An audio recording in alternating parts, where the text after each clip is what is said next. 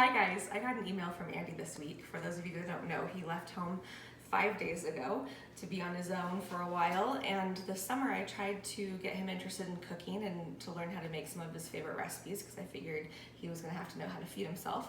Well, he wasn't super interested. So 2 days after he left, when I got an email asking for recipes and how-tos, I thought, all right, now's a chance for me to teach him how to do this. And I thought, why not put it on video? So if anybody else out there wants to learn how to make some of these easy recipes, we can do it together. So these are his favorite green chili chicken enchiladas. He asks for these for his birthday, for any kind of special event. They're super easy, and if you get your words mixed up, like we do in our house, they're usually known as green chicken chili enchiladas. So that's our own little twist on this. But what you're gonna need is you're gonna need some chicken breasts, some shredded cheese, sour cream, some green chilies, diced green chilies in a can like this, some enchilada sauce, and some corn tortilla shells. And that's about it. So first of all, I want to talk about the chicken. So I oftentimes use this it's already cooked, hand-pulled rotisserie chicken breast that you can buy at Costco. You get, I can't even remember how many pounds, I think there's, almost 3 pounds in here. So it's a lot of chicken. It's just those little rotisserie chickens, they just pull it off and package it up for you. But that can be a little bit on the more expensive side, especially if you're a college student or somebody newlywed or somebody just learning how to cook. So the easiest way to get chicken for these is to use either frozen, boneless, skinless chicken breasts or just fresh ones that you can buy at the deli counter. So if you've never boiled a chicken breast before, it doesn't get much easier. So what you're gonna wanna do is you take either your frozen chicken breast, and I recommend using the defrost setting on your microwave to get that thawed out before you boil it. Or if you have a fresh chicken breast, even better.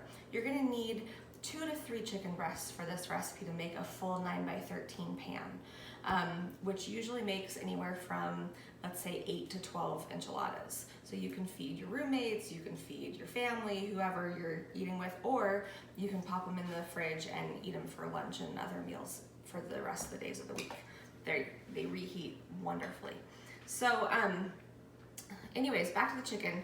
So take your thawed chicken breast, again, thaw it in the microwave on the thawing setting, the defrost setting for, usually there's a poundage. So if you're doing 2 pounds, which is usually a chicken breast is about a pound a piece, then just type in that you have 2 pounds of chicken and it'll set it for the right amount of time and thaw that out for you. Then what you're gonna wanna do is you're gonna wanna take a pan, a big enough pot to cover your chicken breasts in water. Okay, so think of like a spaghetti pot. Fill it with water, maybe 3/4 of the way up. Put your 2 chicken breasts in there, and maybe start with the water at half full, because once you put the chicken breasts in there, the water level is going to rise, and you don't want it to get too full, because then when you're boiling it, the water will come out of the pot. So maybe fill it about halfway full. Put your chicken breasts in there.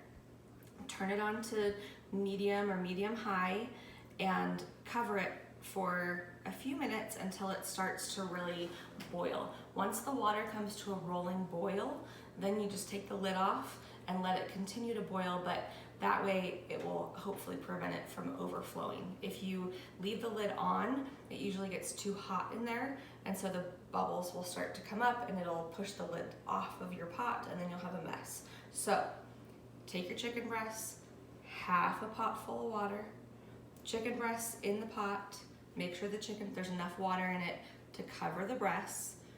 Turn your fire on to medium or high, somewhere thereabouts. Let it start to boil. Once it comes to a full boil, you're gonna wanna cook it for about 15 minutes. If they're thick chicken breasts, it may take 20 to 25 minutes. The most important thing is that you cook it all the way through so that you're not getting sick from your chicken. So you know what a cooked chicken breast looks like on the inside, but you want the chicken to all be that nice kind of this color throughout. So you're not seeing any pink anywhere, it's solid. and all the way cooked, okay? So again, about 15 minutes, 15 to 25 minutes, I would say. If you decide to go straight from frozen, it's gonna take you longer to get them cooked all the way through. Once they're cooked all the way through, drain the water off. If you wanna get real fancy, you can save some of the water for, for chicken soup later, but let's not worry about that right now. We're just gonna drain the water off. It's gonna be hot, so be careful. So take those chicken breasts out, set them aside and let them cool. Because if you cut them too fast, they're not gonna shred as well, and they're not gonna cut as well, and you might burn yourself. So set them aside, let them cool down for maybe 20 minutes. Then go ahead and shred your chicken breasts or dice them. Just cut them up into little chunks, okay? So that's the point that we're gonna start at here. And I'm gonna use, again, this pre-pulled chicken. So if you wanna buy this, they offer it at the grocery store a lot of times. You can find it in little containers. I just like to take some kitchen shears, and because a lot of times these come in kind of big hunks of meat, and I just cut them up into smaller, more bite-sized pieces of chicken so that once they're in the enchiladas, they're not too massive for you. So just cut that up in your bowl. Again, you're gonna want about 2 to 3 pounds worth of chicken. And you know what? This is a great, you can't mess this up. So this is a great recipe, and if you don't have, you know, the budget for as much chicken, doesn't matter, put less chicken in it. If you feel like you want a little bit more chicken, add more. You really can't go wrong, but I would say on average, I use about 2 to 3 chicken breasts.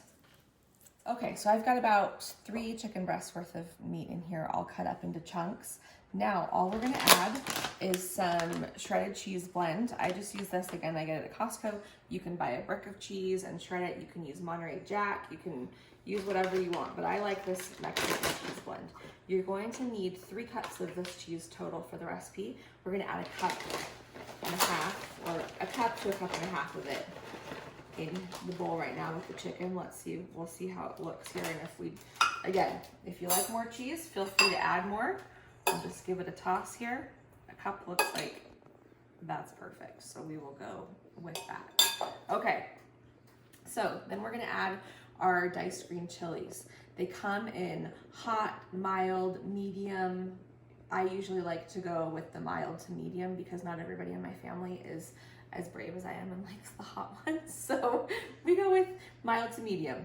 So you wanna drain these. So just go ahead and use your can opener, undo the top, and then I'm gonna drain them over here in the sink really quick just to get most of the juice out of there, because you don't want things to get too soggy in your filling. And you can see what those look like in the can. This can is a 7-ounce can. So they sell, I think, 4-ounce cans as well. So depending on how many green chilies you like, you can add those to taste. We'll start out with half the can here and see what we've got. If you like the look of it, maybe we'll add a few more. All right, so there we go. I added almost the entire 7-ounce can to this, and you can kind of see what that filling looks like there. Okay, so now we're going to add this mixture to our corn tortillas. Okay, so let's talk for a minute about tortillas and how we're gonna prepare these for the enchiladas. There are a couple different ways that you can prepare them. Today we're gonna do it the easiest way, just because that's the fastest, and that's usually the way that I like to make dinner, the fastest way possible. So I just get the regular size corn tortillas. They do make king size corn tortillas, so if you can find those and you wanna make slightly bigger enchiladas, you can get those too. But they need to be slightly warm, and that's so that when you, I don't know if you've ever worked with corn tortillas before, but they can be kind of brittle, and so you want them to be able to roll nicely into your enchilada shape. One way to do this is to fry them, to get a small frying pan, put a little bit of oil in it, and just get them basically softened in the oil. Cook them for just maybe 30 seconds on low on each side, just so that they are a little bit stronger and more pliable that way. You can also do a similar technique with your enchilada sauce. You can put the enchilada sauce in a saucepan on the stove, heat it up, and then dip each of the tortillas into the enchilada sauce before you fill them. But today we're just gonna stick them in the microwave. Just heat them up, get them soft, and make it so that they're easy to use. I like to use this tortilla warmer. You can find these on Amazon. They're super inexpensive. I think under $5, and they are amazing. So I got this at one of those My Favorite Things parties one year. I had no idea what it was. I'd been cooking obviously for years and using tortillas for years. I got this and I thought, what in the world am I gonna do with that? Well, it's now one of my favorite kitchen gadgets because it not only heats tortillas up, but it keeps them warm for your entire meal. So think of like when you go to Mexican restaurants and you get fajitas and they bring you those little containers with the warm tortillas in them. This keeps your tortillas piping hot. So it's a great way to heat them up. It keeps the moisture in too, so they stay really soft. But you don't have to have something like this to do this. You can do the same thing with a paper plate. Put a stack, you know, not a huge stack, but maybe half of your tortillas, so 6 or 8 of them on a paper plate. Cover them with a damp paper towel and pop them in the microwave for maybe 30 seconds. So that's what we're gonna do today so that you can duplicate this at home without any fancy tools. Okay, so we now know how to heat up the tortillas, but before we do that, we're gonna talk about the sour cream that goes inside the tortillas because this is the easiest way to get it into your enchiladas. So I'm gonna use a Ziploc bag. I'm gonna use a quart size. I find that quart size or gallon size works best for this because they're a little bit thicker, so they hold up to what we're gonna do a little bit better. The easiest way to fill your bag, and I learned this from Ashley, cameraman Ashley, and she learned it from a friend who's a baker. It's the same way as we're gonna fill a pipe. We would fill a piping bag for a cake. We're gonna put our Ziploc bag into a glass, fold the edge over, and then fill it like this with our sour cream. So you're gonna use about a cup to a cup and a half of sour cream. Again, can't go wrong. If you like more, if you like less, use what you like. But for this recipe, to make a pan of these, we'll use about a cup and a half. So I'm gonna go ahead and fill my bag here with my sour cream. Keep it as mess-free as possible. Okay, and now all we do is we pull the sides of our bag up, and we've got our sour cream kind of down in the corner of this bag. Just go ahead, close the top, squeeze the air out a bit, close it up, and give it a little twist at the top so it's easy to hold on to here. Okay, if you don't want to do this, you can easily just spread the sour cream on your tortilla too. I just find this makes it faster, so I like to do it this way. Okay, now I have already warmed up half of my tortillas. I'm gonna take them here on my plate. I'm gonna snip the end, just a tiny bit of the end of that bag off so you can see the sour cream already coming off. I'm gonna squirt a little bit of that sour cream into the middle of the tortilla. I'm gonna take a scoop of my filling, maybe 2 scoops depending on how much you get there to start with. And then we're just gonna fold it over, roll it enchilada style, as they say, and you're going to place it in your pan seam side down, okay? But let me show you how to treat the pan before you put these in it. I like to use this enchilada sauce by Las Palmas. You can't always find it, at least I can't here in Utah, but this is my favorite one and everybody in the family agrees. It's just their green chili enchilada sauce. Again, this comes in different heat. You know, you can get either hot, medium, or mild, I believe. Yep, this one's medium. This is where I add a little extra kick for those wimps that wanted the mild chilies inside. But whatever you can find. I'm sure any kind of green enchilada sauce is fantastic. So just pop open your can, and this is a 28-ounce can, I believe. Yes. And we're going to spoon. You can use the same spoon from our filling because it's all going in the same place. You can either use a glass 9x13 Or if you are taking these somewhere or don't want to do dishes, which is my favorite, you can use these little disposable pans as well. I'm gonna use one of these today just so I don't have to do dishes. But we're going to put a little bit, just a few spoonfuls of the enchilada sauce down in the bottom of the pan, just to keep the enchiladas from sticking to the bottom. Kind of acts like if you were to grease the pan. At least this is what I like to do. I don't know if this is a necessity, but this is how I do it. So a little bit of your enchilada sauce in there. Then you're gonna take your rolled enchilada, set it seam side down in your pan, just like that. And we're gonna make a whole pan full of these, just in that same way, okay? So let me get working on some of these and I'll be right back. All right, so I've stuffed and rolled all of my enchiladas, and you can see here that with that amount of filling that we made, the 2 to 3 chicken breasts, the cup of cheese, the cup and a half of sour cream, and the can of diced green chilies, we've made 11 very nicely stuffed enchiladas. So depending on how full you want your enchiladas, if you want to use bigger tortillas or not, you'll have some variation in the number of enchiladas you end up with, but that's what my pan holds to, is 11, so that's perfect for us. Okay, now for the good stuff. We're gonna take the rest of our enchilada sauce. We're just gonna dump it on top of the enchiladas here. This is where they get all that good flavor. Fill in all the nooks and crannies. Make sure the tortillas are totally covered with that sauce, just like that. And then we're gonna take our remaining cheese. And remember, I only put a cup in the actual enchiladas, and the recipe calls for 3 cups. So that means we have 2 cups to go on top. I could have put 2 cups in the filling and then just sprinkled with a cup on the top, however you wanna do it.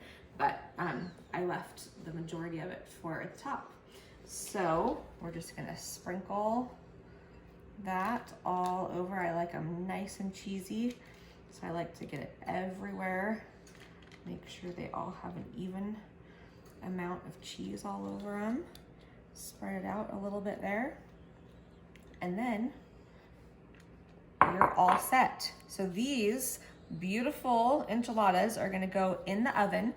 It's a preheated oven at 350 degrees, and they're gonna cook. Everything on the inside is already cooked. That's the great part about working with the pre-cooked chicken that you've already boiled or bought pre-cooked, is that everything's actually already cooked. So you're really just putting them in the oven to heat everything together. So I like to put them in there for 25 or 30 minutes, which is pretty quick. And then if you want to, at the very end of once they're done cooking, you can turn it on to broil for maybe a minute or 2, just to get kind of that nice little crispy top on them with the cheese, where it gets a little bit bubbly. But you have to watch that really closely in the oven, because I have been known to turn it on broil and walk away and get distracted, and then I come back with totally burned whatever I'm making. So if you are gonna use the broiler, just make sure that you watch it really closely and you set a timer for maybe a minute or 2 so that you can see what's going on in there. And there you have it. After you pull them out of the oven, make sure that before you serve them, you let them cool for maybe 10 to 15 minutes, because if you don't, they're gonna be like soup when they come out of the pan. They're just so molten lava that when you try and dish them out, they don't look much like enchiladas. They still taste great, but they don't look like enchiladas. So if you want them to cut nicely and serve nicely, let them cool down for 10 minutes or so before you dive into them. Serve them with some salsa, maybe some avocado slices, a little extra sour cream, however you like it, and they are delicious. Thanks so much for joining us.